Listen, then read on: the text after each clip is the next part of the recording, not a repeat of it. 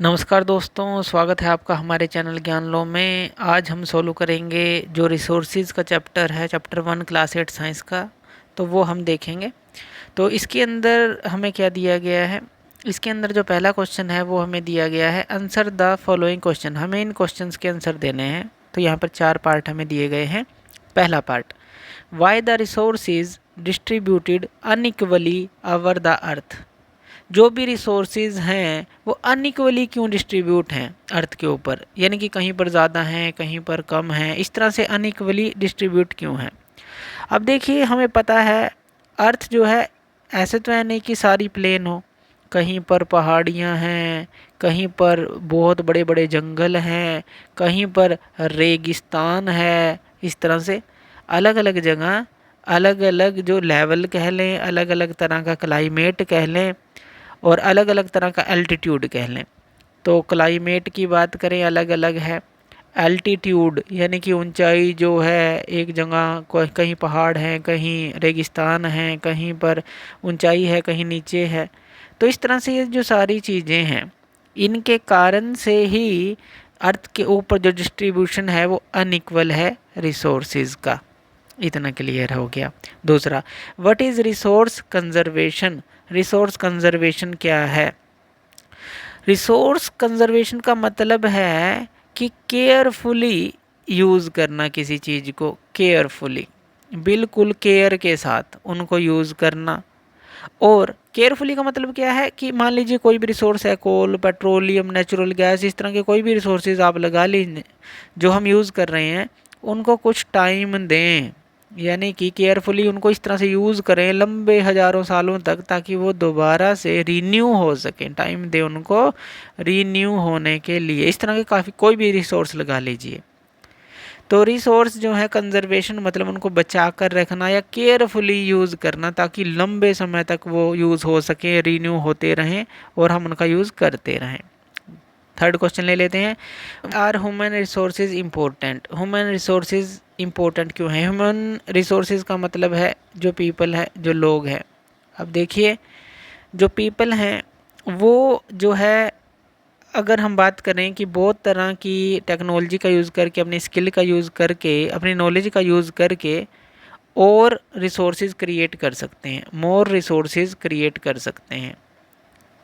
तो इसीलिए human resources important हैं, क्योंकि आजकल हम देखते हैं कि कितना टेक्नोलॉजी जो है आगे बढ़ रही है। वो किसके कारण से है? इंसान के ब्रेन के कारण से ही है। वो अपनी जो स्किल है उसका सही यूज़ करे तो वो बहुत ज़्यादा रिसोर्सेज पैदा कर सकता है। जैसे कि हमने सनलाइट का यूज़ करना सीख लिया है, सनलाइट का, लेकिन इसको और भी एफिशिएंट हम बना रहे हैं जो सोलर पैनल्स हैं उनके थ्रू। जो विंड एनर्जी है उसका यूज़ करना सीख लिया है। इस तरह से पानी की एनर्जी का यूज़ करना सीख लिया है। इस तरह से अगर हम बात करें, जो ह्यूमन रिसोर्सेज है काफ़ी इंपॉर्टेंट है, यानी कि पीपल जो हैं जो काफ़ी इंपॉर्टेंट हैं, ताकि वो अपनी स्किल का, नॉलेज का, टेक्नोलॉजी का यूज़ करके और ज़्यादा जो है नेचर के जो पावर्स हैं उनका यूज़ कर सके। तो इसलिए इम्पोर्टेंट है। What is sustainable development. Sustainable development क्या है? सस्टेनेबल का मतलब है कि काफ़ी लंबे समय तक जो है हम उसको मेंटेन रख सकें, वो चीज़ सस्टेनेबल हो गई। एक तरह से हम कह सकते हैं कि किसी चीज़ को कंजर्व करना, जैसे कि हमने ऊपर भी पढ़ा कंजर्वेशन के अंदर कि केयरफुली यूज़ करना, टाइम देना रिन्यू होने के लिए सारे जो रिसोर्सेज हैं, नेचुरल रिसोर्सेज।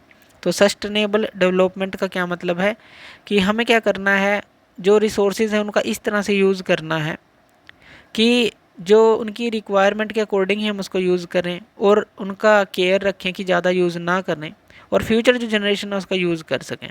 उसी को हम सस्टेनेबल डेवलपमेंट बोलेंगे। तो एक तरह से कंजर्व रखने का काम करना है, लंबे समय तक हम उसको यूज़ करें इसके लिए।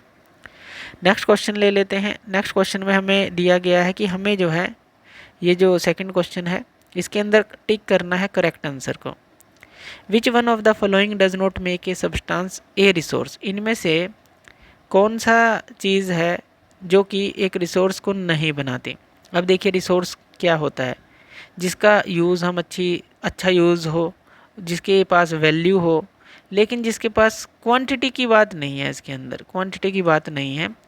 रिसोर्स है ही वो कि अगर उसका जो यूज़ है वो एक तरह से बहुत अच्छा यूज़ हम कर सकें।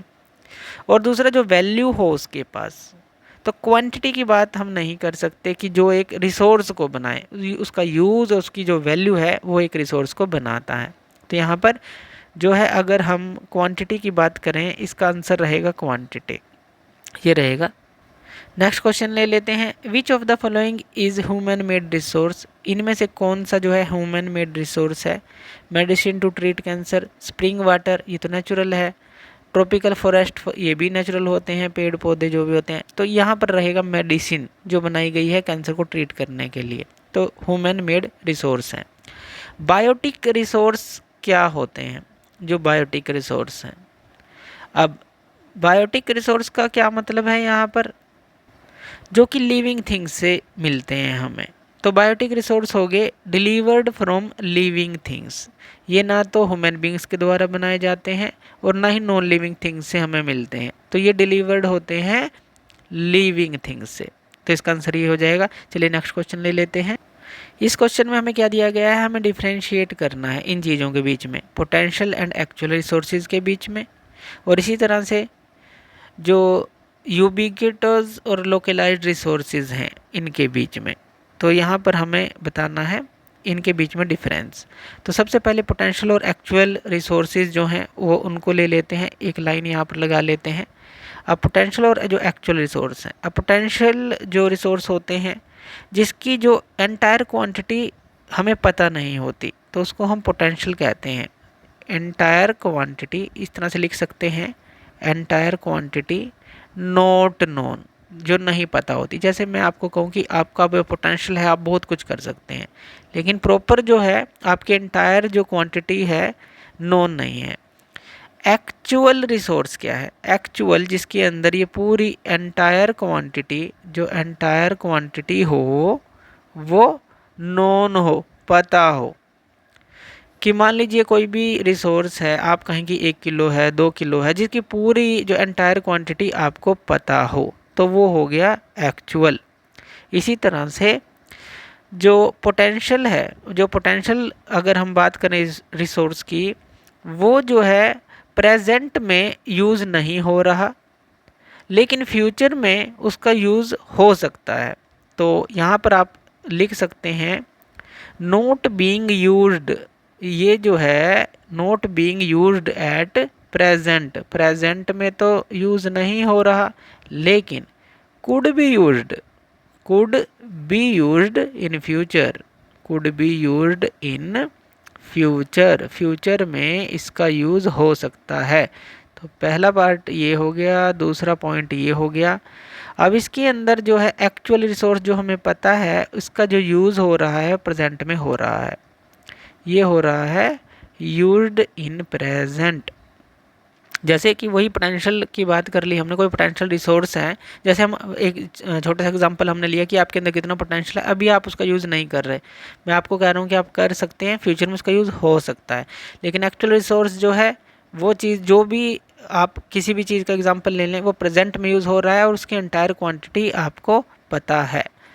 और जो अगर पोटेंशियल रिसोर्स की बात कर लें, जो प्रेजेंट लेवल है टेक्नोलॉजी का, उसके अंदर अगर हम बात कर लें, वो इतना एडवांस नहीं है कि हम उसको यूटिलाइज़ कर सकें। इसके अंदर ऐसा कह सकते हैं कि इतना एडवांस नहीं है, नॉट एडवांस, ताकि हम उसका यूज़ कर सकें, उसका यूटिलाइज़ कर सकें। प्रेजेंट लेवल की बात कर रहे हैं, ये क्या है, नॉट एडवांस प्रेजेंट लेवल, ये कह लीजिए।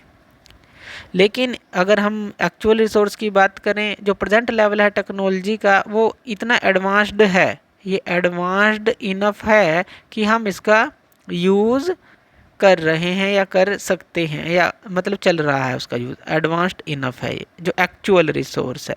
अब इसका एग्जांपल ले लें, अगर जो इसका साइंस की भाषा के अंदर अगर हम एग्जांपल देखें कि जो यूरेनियम है वो कहाँ कहाँ पर मिल रहा है हमें, तो उसका भी हो सकता है कि फ्यूचर में बहुत ज़्यादा कहीं से मिले हमें, लेकिन पोटेंशियल है, ये पोटेंशियल रिसोर्स है कि अभी टेक्नोलॉजी इतनी एडवांस नहीं है कि हम उसको इतना ज़्यादा खोज पा रहे हैं, और फ्यूचर में शायद हम इसका यूज़ कर सकें, इसको खोज पाएँ। और इसी तरह से जो एक्चुअल रिसोर्स की बात कर लें, जो डार्क सोयल है, जो हम बात करें जो डार्क सॉइल होती है, जो कि प्लेटू और जो डेक्कन प्लेटू है महाराष्ट्र के, वहाँ पर ये मिलती है। तो हमें पता है कि जो एक्चुअल रिसोर्स है वो कितना है, वहीं पर वो मिल रही है। तो इस तरह से एग्जांपल हम इन दोनों में दे सकते हैं। पोटेंशियल मतलब कि फ्यूचर के लिए उसका यूज़ हो सकता है, टेक्नोलॉजी एडवांस नहीं है, हम उसका इतना यूज़ नहीं कर रहे। एक्चुअल रिसोर्स यानी कि पता है उसका प्रेजेंट में यूज़ हो रहा है, एडवांस इनफ टेक्नोलॉजी है उसको फाइंड आउट करने के लिए। दोनों में ये डिफरेंस आ जाता है। उसके बाद जो हमारे पास यूबिक्विटोस रिसोर्स हैं और जो लोकलाइज्ड रिसोर्स हैं, इनके बीच में डिफरेंस देख लेते हैं। अब ये यूबिक्विटोस जो रिसोर्स होते हैं, ये होते क्या हैं, जो कि हर एक जगह फाउंड होते हैं, एवरीवेयर हैं, ये हर एक जगह है। जैसे कि अगर हम बात करें हवा की, हवा जो है हर जगह है, हम उससे सांस लेते हैं। और जो लोकलाइज्ड है यानी कि लोकल, जैसा कि इसको बोला गया है, ये कुछ सर्टेन प्लेसेस पर ही हमें मिलता है, कुछ सर्टेन प्लेसेस पर ही हमें मिलेगा। जैसे कि मान लीजिए कॉपर की बात कर लें, वो एक सर्टेन प्लेस पर कहीं मिलेगा, आयरन कहीं और मिलेगा, कोयला कहीं और मिलेगा। इस तरह से लोकलाइज्ड जो रिसोर्स हैं, ये लोकल हमें जो है उनकी मात्रा कहीं पर ज़्यादा हो सकती है, कहीं पर कम हो सकती है। लेकिन यूबिक्विटोस जो रिसोर्स हैं, हर एक जगह जो है हमें मिलेगा। जैसे एयर है, तो ये हर एक जगह पाया जाता है। तो इस तरह से इनको आप डिफ्रेंशिएट कर सकते हैं। बस थोड़ा सा आपके इनके मीनिंग को समझना है और आप इनको सोल्व कर लेंगे। तो थैंक यू वीडियो देखने के लिए, और इसी तरह की वीडियोज़ के लिए आप हमारे चैनल ज्ञान लो पे हमें सब्सक्राइब कर सकते हैं। धन्यवाद।